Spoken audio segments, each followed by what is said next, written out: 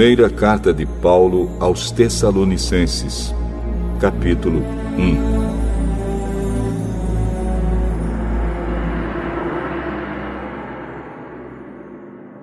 Eu, Paulo, e Silas e Timóteo, escrevemos esta carta aos irmãos da igreja da cidade de Tessalônica, a vocês que estão unidos com Deus, o Pai, e com o Senhor Jesus Cristo. Que a graça e a paz estejam com vocês. Nas nossas orações, sempre damos graças a Deus por todos vocês, e nunca deixamos de pedir em favor de vocês. Pois lembramos, na presença do nosso Deus e Pai, como vocês puseram em prática a sua fé, como o amor de vocês os fez trabalhar tanto, e como é firme a esperança que vocês têm no nosso Senhor Jesus Cristo. Irmãos, sabemos que Deus os ama e os escolheu para serem dele. Pois temos anunciado o Evangelho a vocês, não somente com palavras, mas também com poder, com o Espírito Santo. E com a certeza de que esta mensagem é a verdade. Vocês sabem de que maneira nos comportamos no meio de vocês, para o próprio bem de vocês. E vocês seguiram o nosso exemplo e o exemplo do Senhor Jesus. Embora tenham sofrido muito, vocês receberam a mensagem com aquela alegria que vem do Espírito Santo. Desse modo, vocês se tornaram um exemplo para todos os cristãos das províncias da Macedônia e da Acaia. Pois a mensagem a respeito do Senhor partiu de vocês e se espalhou pela Macedônia e pela Acaia. E as notícias sobre a fé que vocês têm em Deus chegaram a todos os lugares. Portanto, sobre isso não é preciso falarmos mais nada. Todas as pessoas desses lugares falam da nossa visita a vocês e contam como nos receberam bem e como vocês deixaram os ídolos para seguir e servir ao Deus vivo e verdadeiro. Elas contam também como vocês estão esperando que Jesus, o Filho de Deus, a quem Deus ressuscitou, volte do céu. Esse Jesus que nos salva do castigo divino que está para vir.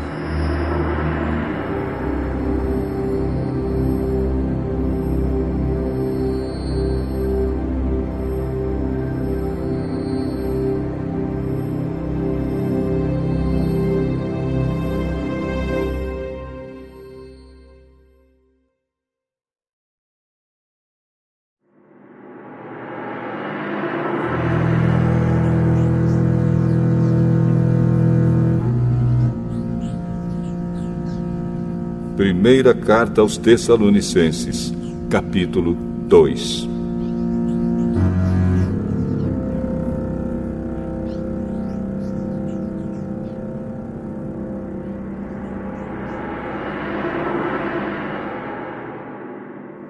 Vocês sabem muito bem, irmãos, que a nossa visita não ficou sem proveito. Sabem também como fomos maltratados e insultados na cidade de Filipos, antes de chegarmos aí em Tessalônica. Fomos muito combatidos, mas o nosso Deus nos deu coragem para anunciar a vocês a boa notícia que vem dele.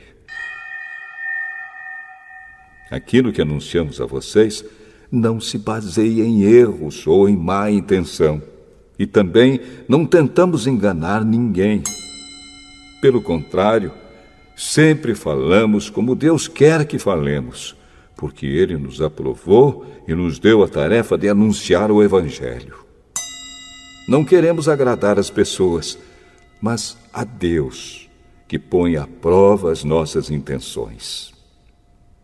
Pois vocês sabem muito bem que não usamos palavras bonitas para enganar vocês, nem procuramos tapear vocês para conseguir dinheiro.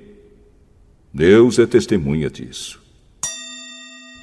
Nunca procuramos elogios de ninguém, nem de vocês, nem de outros. No entanto, tínhamos o direito de exigir de vocês alguma coisa, por sermos apóstolos de Cristo. Mas, quando estivemos com vocês, nós fomos como crianças, fomos como uma mãe ao cuidar dos seus filhos.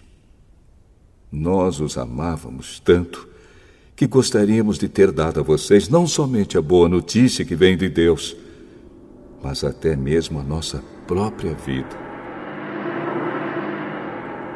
Como nós os amávamos.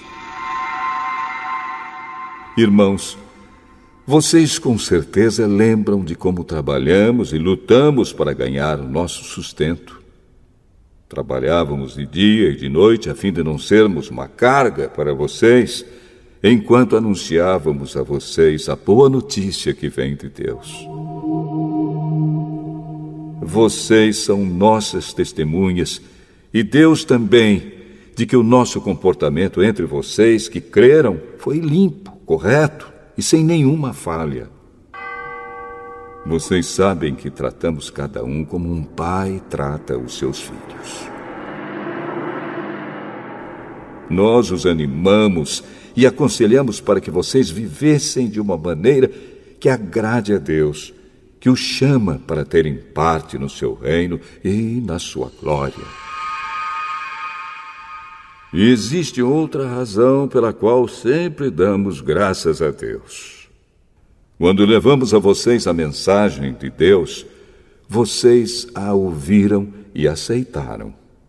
Não a aceitaram como uma mensagem que vem de pessoas, mas como a mensagem que vem de Deus, o que de fato ela é.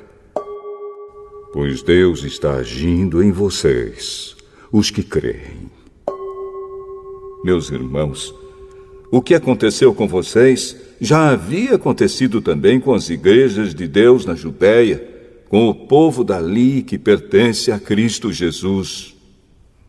Vocês foram perseguidos pelos seus próprios patrícios, do mesmo modo que os cristãos da Judéia foram perseguidos pelos judeus. Foram os judeus que mataram o Senhor Jesus e os profetas e também nos perseguiram. Eles desagradam a Deus e são inimigos de todos. Tentam até nos impedir de anunciarmos a mensagem de salvação aos não-judeus. Com isso, eles completam o total dos pecados que eles têm cometido. Mas agora o castigo de Deus caiu finalmente sobre eles. Irmãos, nós tivemos de nos separar de vocês por algum tempo. Estamos longe dos olhos, mas perto do coração. Sentimos muitas saudades de vocês e gostaríamos de vê-los outra vez. Por isso quisemos ir até aí e fazer uma visita a vocês. Pelo menos eu, Paulo, quis fazer isso mais de uma vez, mas Satanás não nos deixou. Afinal, quando nosso Senhor Jesus vier, vocês e ninguém mais são de modo todo especial a nossa esperança, a nossa alegria e o nosso motivo de satisfação diante dele pela nossa vitória. Sim, vocês são o nosso orgulho e a nossa alegria.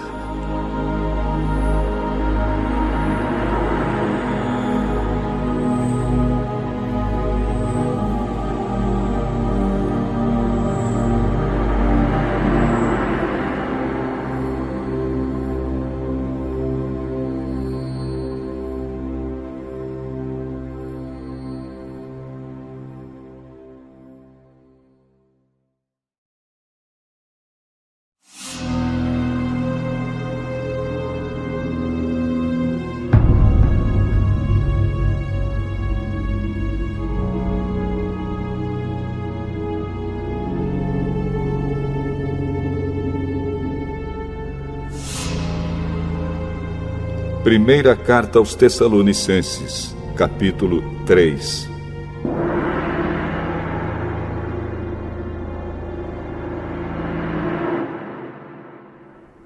Então não pudemos aguentar mais sem ter notícias de vocês.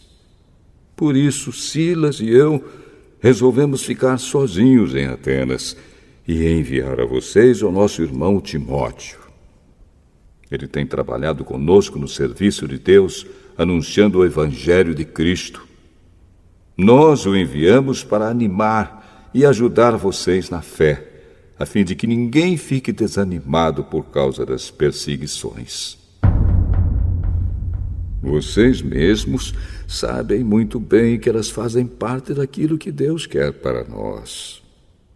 Pois quando estávamos com vocês, nós os avisamos que íamos ser perseguidos. E como vocês sabem, isso aconteceu mesmo. Por isso não pude aguentar mais sem ter notícias de vocês e enviei Timóteo para saber como vai a fé que vocês têm. É que eu tinha medo de que o diabo os tivesse tentado de tal modo que todo o nosso trabalho tivesse ficado inútil. Agora Timóteo já voltou daí de Tessalônica e nos trouxe boas notícias a respeito da fé que vocês têm em Deus e do amor que vocês têm uns pelos outros. Ele nos contou que vocês sempre lembram de nós com carinho e que têm tanta vontade de nos ver como nós temos de ver vocês. Assim, irmãos, em todas as nossas dificuldades e sofrimentos, o que nos animou foi a fé que vocês têm. Agora nós nos sentimos com mais vida, porque sabemos que vocês continuam a viver firmes por estarem unidos com o Senhor. E assim podemos dar graças a Deus por vocês. Agradecemos a alegria que temos diante do nosso Deus por causa de vocês. Dia e noite pedimos a Ele de todo o coração que nos deixe ir vê-los pessoalmente para podermos completar o que ainda falta na fé que vocês têm. Que o próprio Deus, o nosso Pai, e o nosso Senhor Jesus preparem o nosso caminho para podermos ir visitar vocês. Que o Senhor faça com que cresça cada vez mais o amor que vocês têm uns pelos outros e por todas as pessoas, e que esse amor se torne igual ao nosso amor por vocês.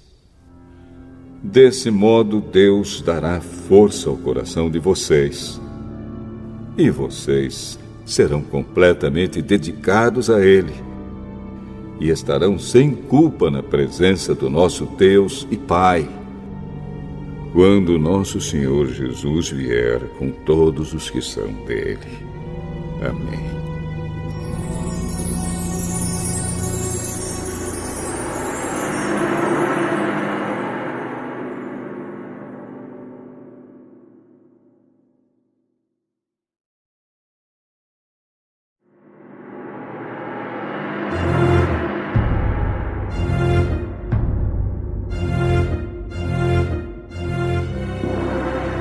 Primeira carta aos Tessalonicenses, capítulo 4.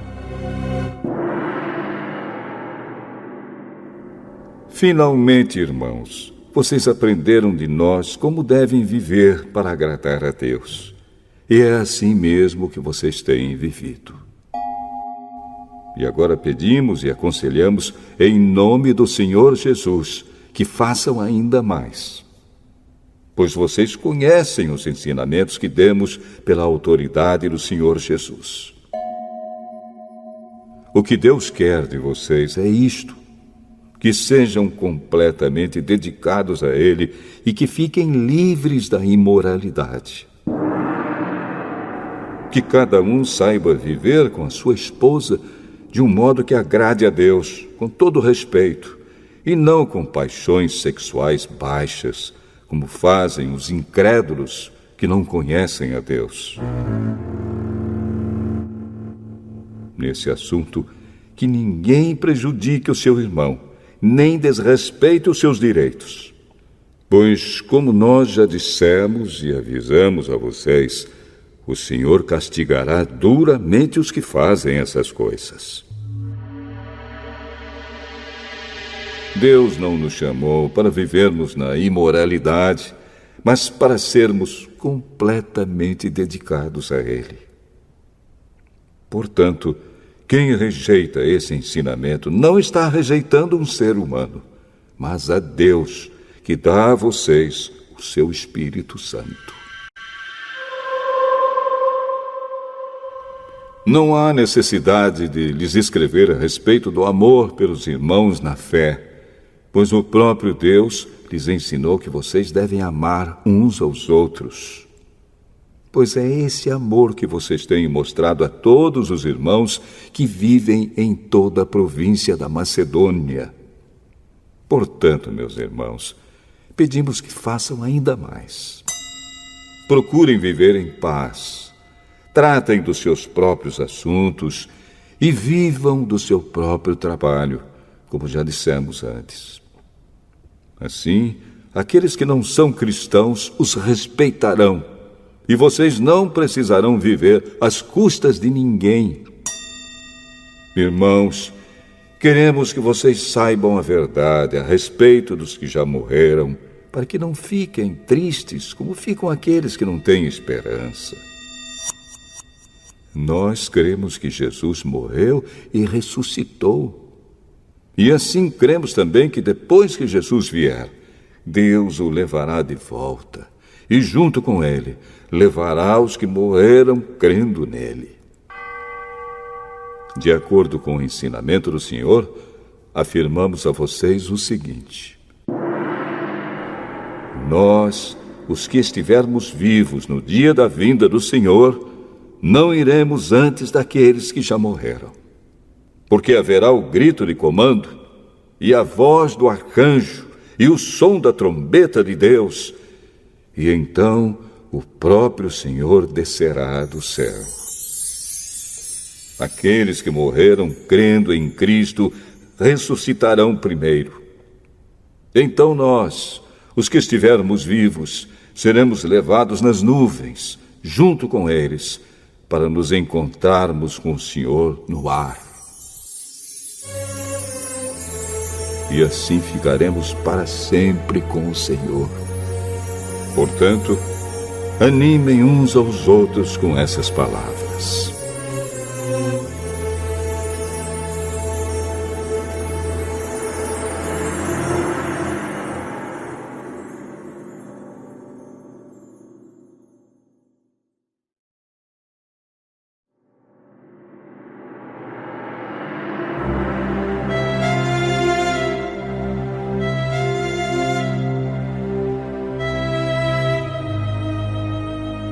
Primeira Carta aos Tessalonicenses, capítulo 5.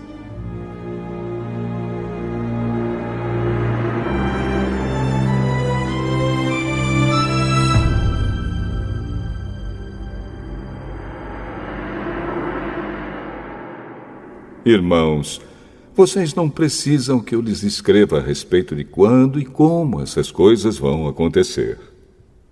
Pois vocês sabem muito bem que o dia do Senhor virá como um ladrão na calada da noite. Quando as pessoas começarem a dizer, tudo está calmo e seguro, então é que, de repente, a destruição cairá sobre elas. As pessoas não poderão escapar, pois será como uma mulher que está sentindo as dores de parto. Mas vocês, irmãos, não estão na escuridão, e o dia do Senhor não deverá pegá-los como um ladrão que ataca de surpresa. Todos vocês são da luz e do dia. Nós não somos da noite nem da escuridão. Por isso não vamos ficar dormindo como os outros, mas vamos estar acordados e em nosso perfeito juízo. Os que dormem, dormem de noite, e os que bebem, é de noite que ficam bêbados. Mas nós que somos do dia, devemos estar em nosso perfeito juízo. nós devemos usar a fé e o amor como couraça e a nossa esperança de salvação como capacete. Deus não nos escolheu para sofrermos o castigo da sua ira, mas para nos dar a salvação por meio do nosso Senhor Jesus Cristo, que morreu por nós para podermos viver com Ele, tanto se estivermos vivos, como se estivermos mortos quando Ele vier. Portanto, animem e ajudem uns aos outros, como vocês têm feito até agora. Irmãos, pedimos a vocês que respeitem aqueles que trabalham entre vocês, isto é, aqueles que foram escolhidos pelo Senhor para guiá-los e ensiná-los. Tratem essas pessoas com maior respeito e amor por causa do trabalho que fazem e vivam em paz uns com os outros. Pedimos a vocês, irmãos, que aconselhem com firmeza os preguiçosos, deem coragem aos tímidos, ajudem os fracos na fé e tenham paciência com todos. Tomem cuidado para que ninguém pague o mal com o mal. Pelo contrário, procurem em todas as ocasiões fazer o bem uns aos outros e também aos que não são irmãos na fé. Estejam sempre alegres, orem sempre e sejam agradecidos a Deus em todas as ocasiões. Isso é o que Deus quer de vocês por estarem unidos com Cristo Jesus. Não atrapalhem a ação do Espírito Santo. Não desprezem as profecias. Examinem tudo. Fiquem com o que é bom e evitem todo tipo de mal. Que Deus, que nos dá a paz, faça com que vocês sejam completamente dedicados a Ele e que Ele conserve o espírito, a alma e o corpo de vocês livres de toda mancha para o dia em que vier o nosso Senhor Jesus Cristo. Aquele que o chama é fiel e fará isso. Irmãos, lembrem de nós nas suas orações. Cumprimentem todos os cristãos com um beijo de irmão. Peço com insistência, pela autoridade do Senhor, que esta carta seja lida para todos os irmãos. Que a graça do nosso Senhor Jesus Cristo esteja com vocês.